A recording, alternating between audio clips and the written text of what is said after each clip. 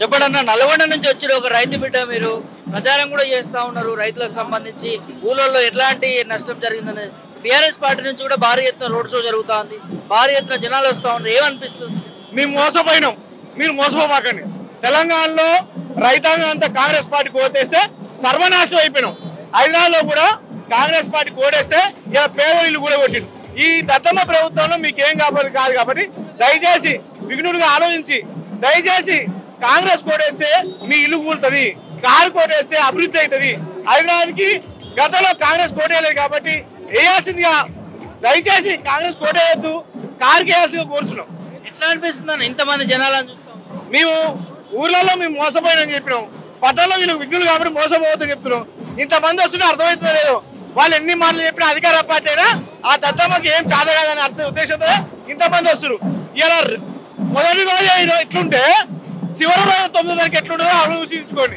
ఇలా రాష్ట్రంలో పథకాల పంపిణీ జరగట్లేదు పైసల పంపిణీ జరుగుతుంది పైసల పంపిణీలో పంచాలు చెప్తే ప్రజలకి ఎవరు సేవ చేసిన లేరు గతంలో కేసీఆర్ ఉన్నప్పుడే చల్ల ఉంది హైదరాబాద్ అంటే ఈ భాగ్యమైన విశ్వనగరంగా మీకు ఎలా కనపడుతుంది ఫ్లైఓవర్ అవుతుందా మొత్తం కూడా కేసీఆర్ గారి ఆధ్వర్యంలో కేటీఆర్ గారు చేసింది తప్పితే ఈ రాష్ట్ర ముఖ్యమంత్రికి ఒక కొబ్బరిగా కొట్టలే చేసిన వారికి గ్రిబ్బలుగా చేసింది తప్పితే ఏం చేయలే ఈ 2 నెలల కాలంలో 800 మంది రైతులు ఆత్మహత్య కారణమైన ఈ ప్రభుత్వానికి రైతుల పక్షాన మేము ఈ 3 రోజుల్లోనే మా జీవితాలు ఆగలే 1,00,000 ఎకరాల పంట ఆగమైపోతే ముఖ్యమంత్రి పోయి ముంబైలో సినిమా హీరోలతో ఫోటో దిగుతారు కానీ మమ్మల్ని పట్టించుకోలేదు కాబట్టి ఈ రాష్ట్ర ముఖ్యమంత్రికి పనిచేసే విధానం లేదు కాబట్టి దయచేసి హైదరాబాద్ ప్రజలందరూ కూడా కారుకు పట్టం కట్టాలా కేసీఆర్ గారికి ఓటేయాలా మాగంటి గోపీనాథ్ గారి ఆశయాల కోసం సునీతమ్మ గారికి ఇచ్చిన టికెట్ సునీతమ్మ గారికి కాదు అది కేసీఆర్ గారిని చూసుకొని ఓటేయాలా కేసీఆర్ లేకపోతే ఏముంది కేసీఆర్ ఉంటే ఏమైంది మీరు ఆలోచించుకొని చెప్తున్నారు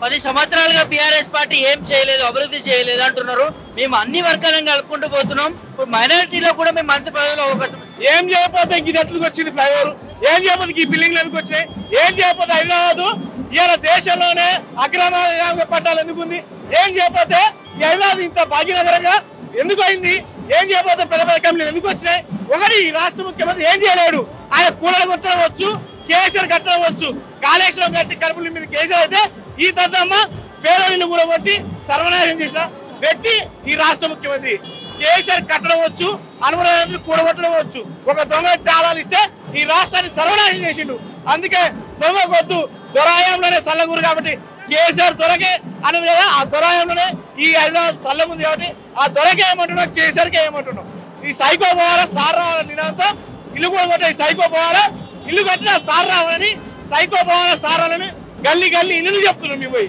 ఇంకో అంశము మొన్న నవీన్ యాదవ్ ఒక స్టేట్మెంట్ ఇచ్చిండు గల్లీలో తిరగలేరు సొంత ఇల్లు చూడలేరు ఎవరో నవీన్ యాదవ్ ఏం చేసినావు నువ్వు వాడు కౌన్సిలర్ అయినవా వాడు నెంబర్వా నేను చెప్తున్నాం నవీన్ యాదవ్ గుర్తుపెట్టుకో నీకు చాదలు అయితే ఇలా అజారుద్దికి మంత్రి పదవి ఇచ్చిర్రు నీకు చాదలు అయితే రేపు 9 తారీఖు టైం ఉంది కదా నువ్వు కూడా మంత్రి పదవిగా ఈ రాష్ట్రంలో 40 లక్షల మంది ఉన్న యాదవులకి మంత్రిలో స్థానం లేదు దాని గురించి మాట్లాడు అంతేగాని 1,00,000 ఓట్ల మైనార్టీ ఓట్ల కోసం అజారుద్దికి ఇచ్చినప్పుడు 40 లక్షల మంది ఉన్న యాదవులకి ఎందుకు అడుగు నీకు అది సాధన కాకుండా మమ్మల్ని తిరుగుతా కేసీఆర్ బిడ్డలం మేము గులాబీ సైనికులం మాకు ఎలా తిరగాలో తెలుసు ఎక్కడ తిప్పాలో తెలుసు ఒక్కొక్కరిని శ్రీకృష్ణ జన్మస్థానం పంపిపోతే కేసీఆర్ గారి మీద ఎన్నెన్ని మాట్లాడతారో అందరికీ బుద్ధి చెప్పకపోతే ఈ రాష్ట్ర ముఖ్యమంత్రి సహా అందరినీ కూడా శ్రీకృష్ణ జన్మస్థానం ఖచ్చితంగా పంపిద్దాం నవీన్ యాదవ్ రాసి పెట్టుకో నువ్వు అనుకున్నట్టు ఏది జరగదు కేసీఆర్ అనుకున్నది జరుగుతుంది నీ తాతకు చెప్పులో భయపడలేదు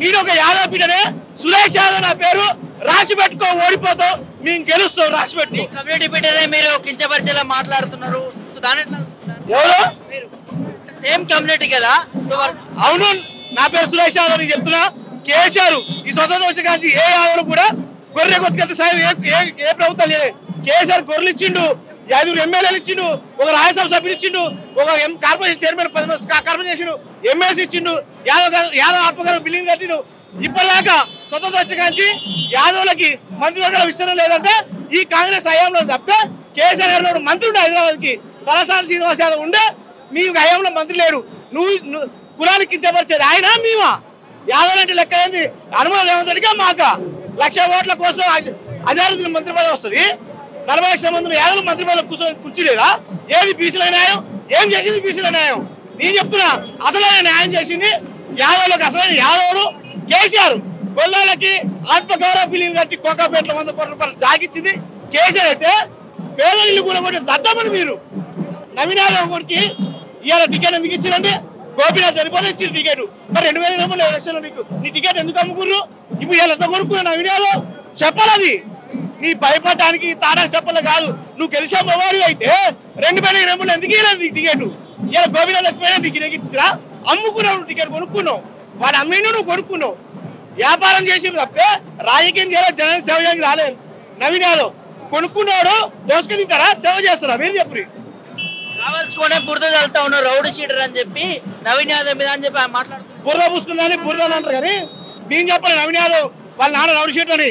ఈ కాంగ్రెస్ పార్టీకి సంబంధించిన వైఎస్ రాజశేఖర రెడ్డి గారు అసెంబ్లీలో చెప్పిండు నవీన్ యాదవ్ వాళ్ళ నాన్న చిన్నా శ్రీశైలం యాదవ్ అనే ఆయన ఒక క్రిమినల్, ఒక దొంగ, ఒక రౌడీ షీటర్ అని చెప్పింది నేను కాదు, రాజశేఖర రెడ్డి కాంగ్రెస్ పార్టీ ముఖ్యమంత్రి చెప్పిండు. ముఖ్యమంత్రి మాటలు కరెక్టా? నేను చెప్పేది కరెక్టా? ఇది దొంగల పార్టీ, స్కాముల పార్టీ, సన్నాసుల పార్టీ, సర్వనాశనం చేసిన పార్టీ. ఈ రాష్ట్రంలో ఏం జరిగింది? ఎందుకు వేయాలి హైదరాబాద్ ఓట్లు? ఏ మైనార్టీకి ఏం చేసిరు? షాదీ వారికి ఇచ్చిరా? ఇఫ్తార్ వాళ్ళకి బట్టలు ఇచ్చేది ఇచ్చిర్రా? ఇలా బతుకమ్మ చీరలు ఇచ్చిర్రా? ఈ రాష్ట్రంలో ఎవరికి సంతోషం ఉంది? యాదవ్ గొర్రెలు ఇచ్చిర్రా? మా మంత్రి పదవులు ఇచ్చిర్రా? బరాబర్ చెప్తున్నావు. యాదవులకు న్యాయం చేసింది కేసీఆర్. అయితే యాదవులు ముంచింది అనుకున్నారు రేవంత్ రెడ్డి. దొంగల ముఠ, ఈ అలీబాబా దొంగల ముఠ దోసుకుంటుంది తప్పితే జనానికి సేవ చేయడానికి రాలే. ఎట్లా ఉండదు కేటీఆర్ స్పీచ్ తర్వాత రాజకీయాలు ఎలాంటి పరిణామాలను? మేము ఇప్పటికి 10% ప్లస్లో ఉన్నాం కేకే సర్వే రూపంలో. ఇవాళ మాట్లాడే మాటలు 9 రోజులు మేము ఇంకొక 10% పెరుగుతుంది. మేము ఖచ్చితంగా గెలవబోతున్నాం. హైదరాబాద్ మా వెంబడే ఉండరు. ఈ ఫ్లైఓవర్ సాక్షిగా, ఈ పట్టణ అభివృద్ధి సాక్షిగా మాకే వేస్తారు. మీకు ఎవరు ఓటేరు? ఎందుకంటే మీకు జనానికి చేసింది ఏం లేదు.